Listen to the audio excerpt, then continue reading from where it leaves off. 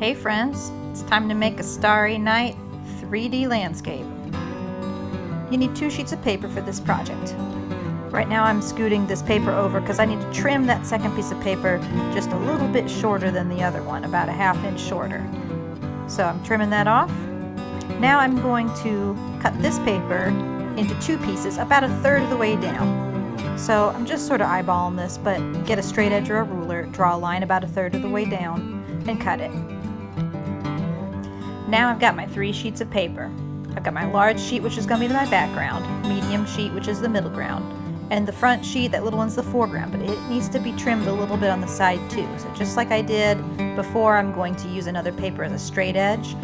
I'm going to scoot that paper over just so I've got something to trace against, and I'm going to draw a line so that that little sheet can be about a ½ inch shorter than the medium sheet. So right now you should have 3 sheets of paper, background, middle ground, and foreground. And each should be a little shorter than the other. Starting with the background sheet, we're going to draw some stars, kind of like Van Gogh's Starry Night. I chose to have the Big Dipper as my star pattern, so you can choose an actual constellation if you want to, or you could just make your own group of stars up. After deciding where my stars go, I'm filling in the rest of the area with lots of different colors, swirly lines that kind of look like little ants marching in a row. Mostly focus on filling up the top because the bottom's going to be covered up. This next part is optional, and I would only do it if you had thicker paper available to you. It won't work if you just use copy paper. I'm taking a washable marker, just a regular Crayola marker will be washable, and I'm adding some lines within my picture in between the little crayon marks with the marker. I'm using black, I'm using blues, and I'm going to show you what this does in just a moment. What you can do is get a paintbrush and just some plain water, dip that in there and run the paintbrush over where the marker is. And what happens is it starts to make the marker bleed, and it spreads that marker everywhere, almost like watercolor paint. And because the crayons are waxy, that's why the water resists them and our crayons can show. Whether you're using just crayons or markers and crayons, go ahead and try to fill in your whole background with lots of swirly light from the stars. Next, take your medium-sized paper and near the top, draw an outline for some mountains or some other kind of landscape. But keep that line really simple because you're going to have to cut it out later. Color it in using either just crayons like before or a combination of crayons and watercolor markers. When you're done, set it aside to dry. On the smallest piece of paper, draw your foreground. Again, keep your outline near the top and really simple because you'll have to cut this out. Using crayons, fill in your foreground with lots of little details. I'm adding a little house, some trees, and a road, some hills, and maybe crops growing in the background. You could have more buildings, you could have little people, you could have animals. Use your imagination and just make it how you want it.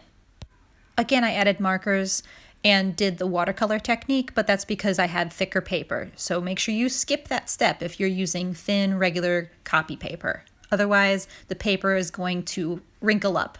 Now, if you have aluminum foil at your house, you can do this step, but it is optional too. If you want to add shiny stars, just cut out some small circles, and you can place those wherever the stars are, so you have something actually shiny there.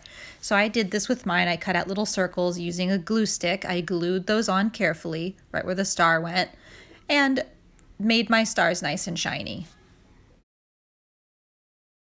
Once the 2 smaller pieces are dry, you can cut them right along that top line that you made. Here's what our 3 pieces look like now, and they're ready to be assembled. Start by lining up the 3 pieces along one side and along the bottom. Really make sure that they are lined up properly. Then take a stapler. Staple the very bottom, which is 3 of the layers together. Staple the middle, which is the top of your smallest layer, and then also staple the top of the larger layer. Then you're going to do the same thing over here, only you have to force the edges to line up by making the back layer bend a little bit and the middle layer bend a little bit. I ended up using a binder clip like this to hold the layers together for me so they wouldn't keep moving, and then I stapled that first staple. Then I was able to undo that and staple the other 2, and everything could stay in place a little bit better.